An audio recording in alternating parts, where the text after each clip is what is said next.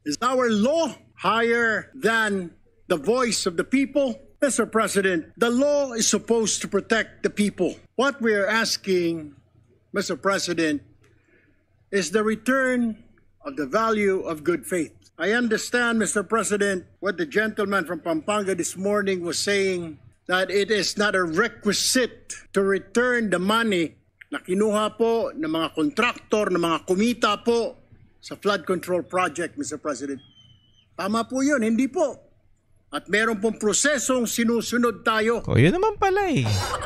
Hindi nga po pwede yung ganong atake porket sinabi nila o yung meron silang nakuha. Kailangan patunayan. Patunayan, may proseso, may due process, tapos ang Supreme Court ang magsasabi kung ano yung dapat nyong gawin. At ang mag-i-implement nun yung DOJ.